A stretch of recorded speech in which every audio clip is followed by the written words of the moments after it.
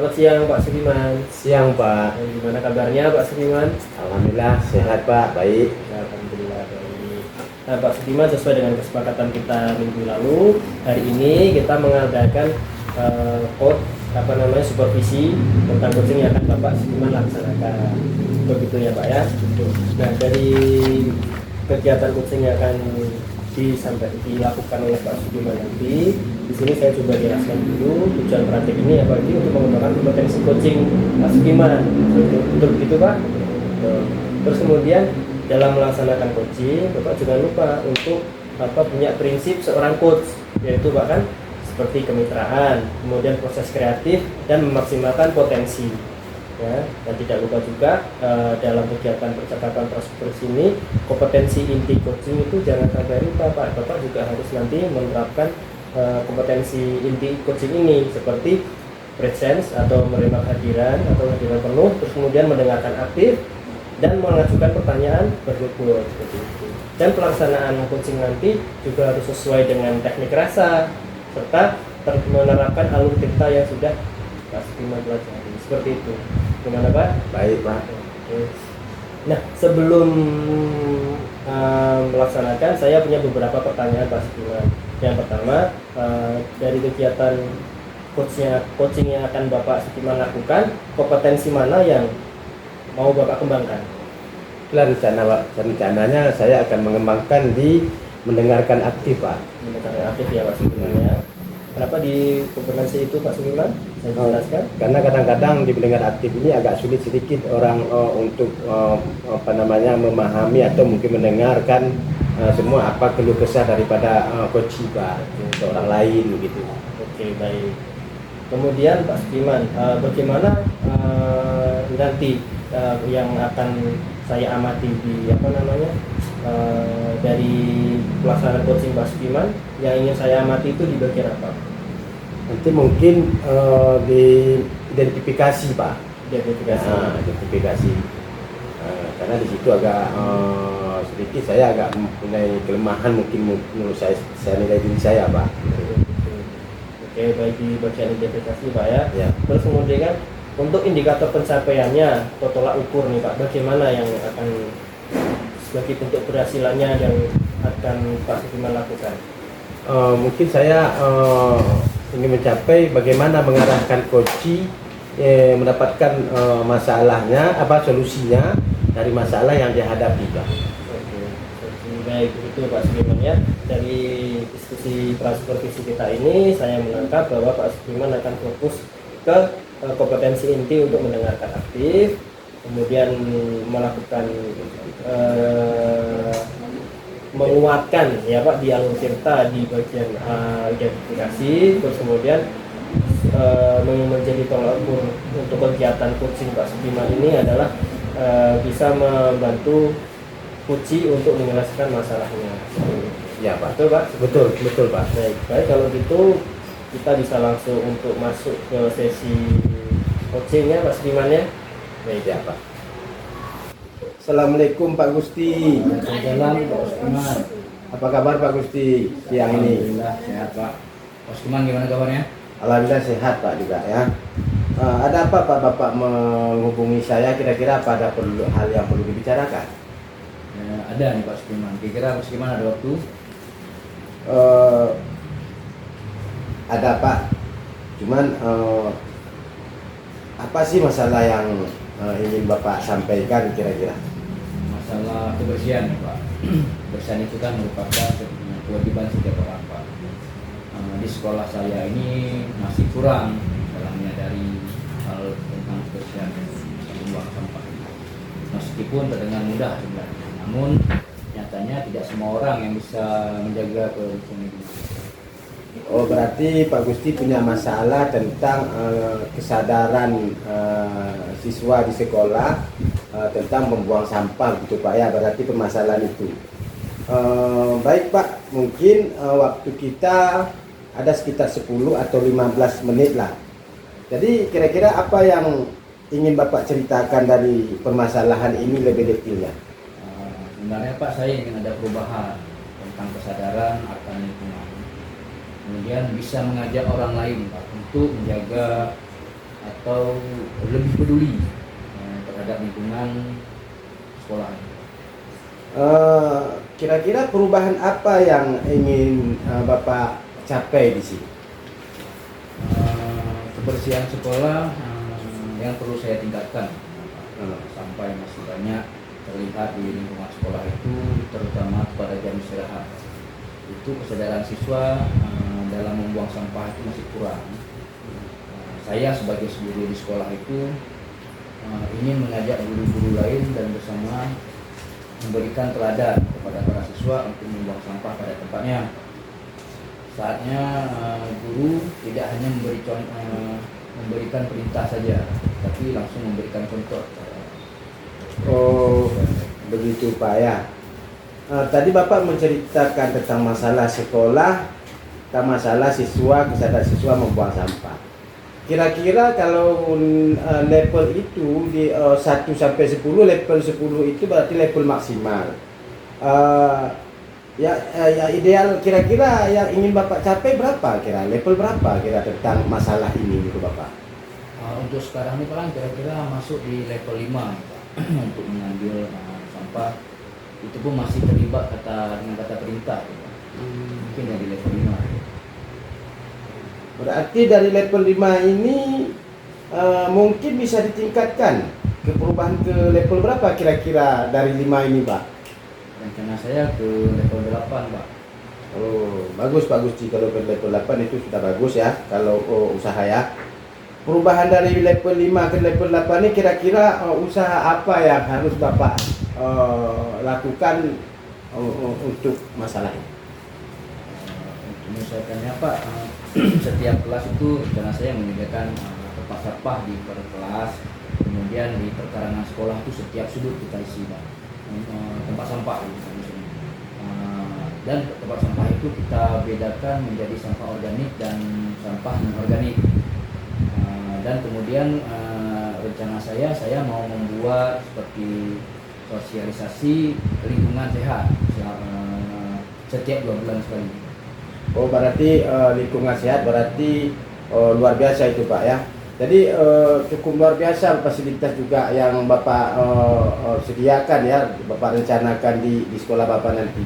Selain di sekolah, apa ada strategi lain mungkin yang bisa Bapak lakukan? Rencana saya selain tempat sampah tadi itu Pak, saya rencana membuat kegiatan gotong royong setiap hari Sabtu Pak. Iya. Dan kemudian saya meminta kepada Dinas Pendidikan dan Kebudayaan untuk menyetujui program saya, itu program LISA, lihat sampah ambil. Ada kemungkinan program tersebut diterapkan di sekolah. Oke, berarti Bapak telah menceritakan bahwa semua tempat sampah itu akan ditaruh di setiap sudut sekolah, kemudian mengadakan sosialisasi sekitar 2 bulan sekali lebih kurang untuk bergotong royong di setiap hari Sabtu. Kemudian rencana program LISA yang seperti Bapak sampaikan tadi. Dari pembahasan tadi kira-kira lebih tercapai atau terrealisasi yang mana Pak menurut Bapak dari yang Bapak sampaikan tadi? Mungkin di program LISA nih Pak, karena program ini bisa menimbulkan kesadaran siswa untuk membiasakan buang sampah pada tempatnya. Mungkin siswa bakal merasa malu membuang sampah sembarangan. Kemudian di sini juga bisa melakukan piket kelas secara teratur, kemudian melaksanakan gotong royong rutin. Iya, berarti program ini sangat luar biasa ini Pak. Kira-kira dalam menjalankan program ini Bapak memerlukan bantuan dan support dari siapa saja kira Pak? Mungkin pihak lain yang mungkin perlu Bapak libatkan supaya program LISA ini betul-betul maksimal pelaksanaan sekolah Bapak. Terutama Pak kepala sekolah, kemudian guru kelas juga, guru bidang studi juga, mungkin bisa juga penjaga kantin Pak. Oh, berarti Bapak ingin menjalankan program ini berkolaborasi Pak ya dari semua elemen lingkungan yang warga di sekolah ya, dengan rekan sejawat. Kira-kira kapan Pak melaksanakan program ini? Cepatnya Pak, mungkin minggu depan saya coba berkoordinasi dulu dengan kepala sekolah dan kami sejawat. Oh, alhamdulillah berarti Bapak sudah menemukan solusi yang saat ini Bapak hadapi, berarti sudah menemukan solusi. Mungkin kita berdua sudah melakukan percakapan coaching ya Pak. Kita mencoba memfasilitasi dulu yang Bapak kira-kira sudah mendapatkan apa dari kegiatan pembicaraan kita hari ini. Saya sudah mendapatkan gambaran adanya perubahan dengan adanya program besar, Pak. Kemudian tentang terbiasanya siswa dalam membuang sampah pada tempatnya, kemudian membuat siswa merasa malu jika membuang sampah sembarangan, kemudian tiket juga secara teratur, kemudian gotong royong secara rutin dengan bantuan kepala sekolah dan rekan lainnya. Oh, dari mendengarkan cerita Bapak ini saya sudah tidak sabar lagi tentang perubahan yang ingin Bapak lakukan dengan menggunakan program bisa tersebut. Tentunya lebih seru sudah mungkin dari pembicaraan kita hari ini Pak, mungkin bisa kita sudahin dulu ya, karena setidaknya solusi yang Bapak cari, yang Bapak inginkan sudah ketemu. Mungkin lain waktu, mungkin saya tidak sabar untuk menerima eksekusi ataupun barangkali ya aksi Bapak ya dalam penerapan program ini Pak. Mungkin waktu kita hanya sudah cukup Pak, sampai di sini aja dulu. Terima kasih Pak atas waktunya sudah mendengar cerita saya. Mudah-mudahan ini dapat bermanfaat. Oke Pak. Terima kasih Pak Guti. Selamat siang Pak Guti. Oke Pak Sukiman, saya ucapkan selamat ya, tadi udah selesai, udah lancar atau sudah berhasil melaksanakan kegiatan coaching. Nah pada kegiatan kali ini Pak, ini pasca supervisi ya, berarti saya dengan Pak Sukiman coba merekspresikan apa yang sudah Pak Sukiman laksanakan. Baik, coba saya minta Pak Sukiman untuk merefleksikan sedikit terkait proses coaching yang sudah Pak Sukiman lakukan. Baik Pak, tadi saat saya melakukan coaching tadi, semua prinsip dan coaching itu sudah saya lakukan. Salah satunya mungkin teknik rasa, kemudian juga saya menggunakan alur tirta tadi Pak pada saat coaching. Betul. Saya juga tidak memperhatikan Pak, sama dengan catatan saya, alur tirtanya sudah terlaksana semua, terus kemudian sudah melaksanakan dengan teknik rasa gitu Pak ya. Nah dalam melaksanakan kegiatan coaching tadi Pak, saya ada beberapa pertanyaan nih Pak Sukiman. Yang pertama, apa yang sudah Pak Sukiman lakukan saat proses coaching tadi, dan apa yang sudah menjadi indikator keberhasilannya Pak? Saya tadi sudah melaksanakan kompetensi mendengar aktif Pak. Jadi di mana coach saat dia mengutarakan permasalahannya, saya memang mendengar dengan aktif di situ supaya dia tidak merasa sebagai orang yang mungkin bukan bagian kegiatan coaching tersebut Pak. Oh, gitu. Jadi biar coach itu lebih merasa diperhatikan ya Pak ya. Iya.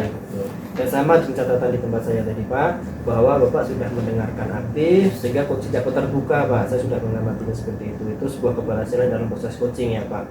Nah untuk yang kedua Pak, kompetensi apa yang ingin dikembangkan berdasarkan proses coaching tadi Pak? Saya ingin mengembangkan kompetensi mengidentifikasi itu Pak, identifikasi masalah daripada coaching itu, karena saya rasa tadi di situ saya agak kurang sedikit Pak. Betul, di mengidentifikasi ya Pak ya. Nah ada beberapa catatan saya terkait proses identifikasi Pak Sukiman tadi Pak ya. Saya bacakan Pak ya.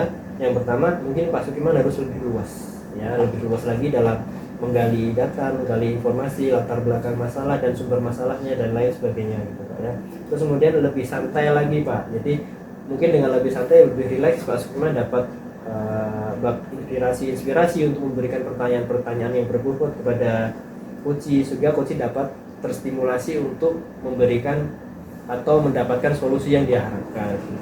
Terus kemudian pertanyaan berbobot lebih dikembangkan lagi Pak terkait itu, karena proses identifikasi bisa lebih lancar. Baik Pak. Ya, jadi itu catatan yang ada dalam pengamatan saya Pak Sukiman. Mungkin Pak Sukiman ada yang perlu disampaikan dalam kegiatan ini? Saya pikir tidak ada lagi Pak. Memang masukan dari Bapak cukup luar biasa. Nanti itu akan menjadi referensi saya bagaimana cara pengembangan coaching saya ke depannya Pak. Baik. Saya mendukung sekali apa yang usaha Pak Sukiman mau lakukan. Semoga kedepannya Pak Sukiman lebih baik lagi dalam melaksanakan kegiatan coaching ini Pak Sukiman, ya. Baik Pak. Baik, saya rasa cukup Pak pertemuan kita kali ini. Saya mohon undur diri dulu karena akan melanjutkan kegiatan yang lain. Saya doakan semoga Pak Sukiman menjadi makin mantap dalam melaksanakan praktik coaching ini. Baik Pak. Terima kasih Pak Sukiman.